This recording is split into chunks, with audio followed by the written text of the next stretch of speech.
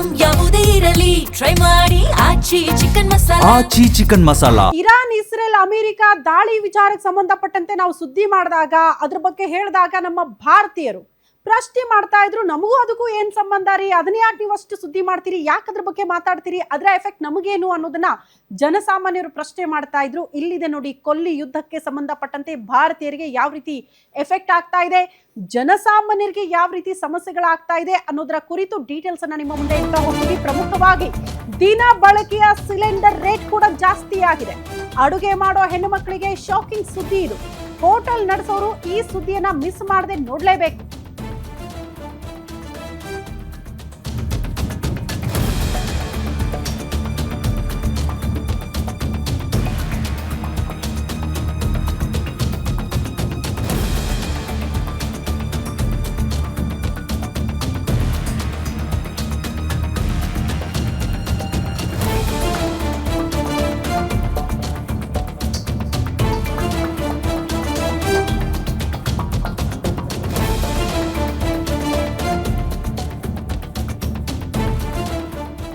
ಹೆಣ್ಣುಮಕ್ಕಳು ಮಿಸ್ ಮಾಡದೆ ನೋಡಲೇಬೇಕಾಗಿರುವ story, hotel ನಡೆಸುವಂತಹ ಮಾಲೀಕರು ಮಿಸ್ ಮಾಡದೆ ನೋಡಲೇಬೇಕಾಗಿರುವ ಸ್ಟೋರಿ ಇದು. ಕಾರಣ ಜನಸಾಮಾನ್ಯರಿಗೆ ಮತ್ತೊಂದು ಬಿಸಿ, ಅದು ಕೊಲ್ಲಿ ಯುದ್ಧದಿಂದ.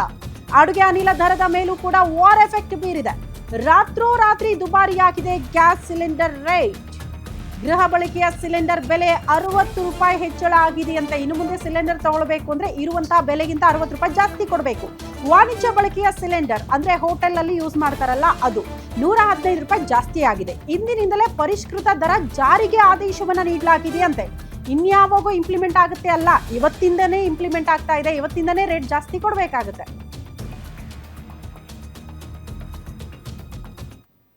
ಈ ಬಗ್ಗೆ ಮತ್ತಷ್ಟು ಡೀಟೇಲ್ಸ್ ಅನ್ನ ಕೊಡ್ತಾ ಹೋಗ್ತಾರೆ ಮೆಟ್ರೋ ಬ್ಯೂರೋ ಚೀಫ್ ಉಲ್ಲಾಸ್ ಕಿರುವಾಸೆ ನೇರ ಸಂಪರ್ಕದಲ್ಲಿ ಜಾಯಿನ್ ಆಗ್ತಿದ್ದಾರೆ ನ್ಯೂಸ್ ರೂಮ್ ಇಂದ.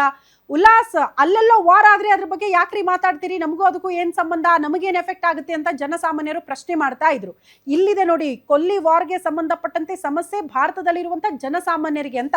ಇದು ಮೊದಲ ಹಂತನ ಸಿಲಿಂಡರ್ ರೇಟ್ ಜಾಸ್ತಿ ಆಗೋ ಮೂಲಕ? ಖಂಡಿತವಾಗ್ಲೂ ಶ್ರುತಿ, ಮಧ್ಯಪ್ರಾಚ್ಯದಲ್ಲಿ ನಡೀತಾ ಇರುವಂತಹ ಯುದ್ಧ ಅದರ ನೇರ ಪರಿಣಾಮ ಭಾರತದ ಮೇಲೆ ಆಗುತ್ತೆ ಅನ್ನುವಂತಹ ಒಂದು ಮಾಹಿತಿಯನ್ನು ವಿಶ್ಲೇಷಕರು ಹೇಳ್ತಾನೆ ಬರ್ತಿದ್ರು. ಜೊತೆಗೆ ಆರ್ಥಿಕ ತಜ್ಞರು ಮುನ್ಸೂಚನೆಯನ್ನು ಕೊಡುವಂಥ ಕೆಲಸವನ್ನು ಕೂಡ ಮಾಡ್ತಾ ಇದ್ರು. ಇದರ ಬೆನ್ನಲ್ಲೇ ನಾವು ಕಳೆದ 2-3 ದಿನಗಳ ಹಿಂದೆನೂ ಕೂಡ ಸುದ್ದಿ ಮಾಡಿದ್ವಿ. ಯುದ್ಧದ ಪರಿಣಾಮವಾಗಿ ಅಡುಗೆ ಎಣ್ಣೆಯ ಬೆಲೆಯಲ್ಲಿ 1 ಲೀಟರ್ಗೆ 5 ರಿಂದ 10 ರೂಪಾಯಿ ಜಾಸ್ತಿ ಆಗಿತ್ತು ಅನ್ನುವಂಥ ಒಂದು ಮಾಹಿತಿನೂ ಕೂಡ ಸಿಗ್ತಾ ಇತ್ತು.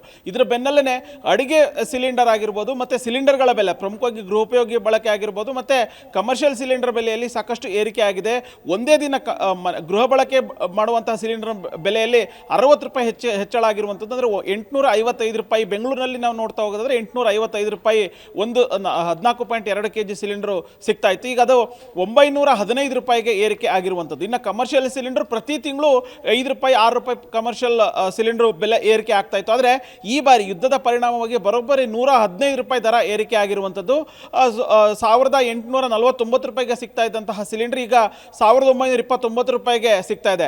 ಆದರೆ ಈ ಒಂದು ದರ ಎಫೆಕ್ಟ್ ಏನಿದೆ, ಸಾಮಾನ್ಯವಾಗಿ ಈ ಹಿಂದೆ ನಾನು ನೋಡ್ತಾ ಬಂದಾಗ ಸಿಲಿಂಡರ್ನ ಬೆಲೆಯಲ್ಲಿ ಪ್ರತಿ ತಿಂಗಳು 1ನೇ ತಾರೀಕು ಹೆಚ್ಚಳ ಆಗ್ತಾ ಇತ್ತು ಅಥವಾ ಕಡಿಮೆ ಆಗುವಂಥದ್ದಾದರೆ ಅದು 1ನೇ ತಾರೀಕಿಂದ ಯಾವುದೇ ಒಂದು ತಿಂಗಳು ಆರಂಭ ಆಗುತ್ತೆ ಆ ತಿಂಗಳಿಂದಲೇ ಅದು ಇಂಪ್ಲಿಮೆಂಟ್ ಆಗ್ತಾ ಇತ್ತು. ಆದರೆ ಯುದ್ಧದ ಪರಿಣಾಮವಾಗಿ ಇವತ್ತಿನಿಂದನೇ ಹೊಸ ಕಮರ್ಷಿಯಲ್ ಈಗ ಆಲ್ರೆಡಿ ಸಿಲಿಂಡರ್ನ ಬುಕ್ ಮಾಡಿದರೆ ಅವರಿಗೆ ಹಳೆ ರೇಟಿಗೆ ಸಿಗುತ್ತೆ.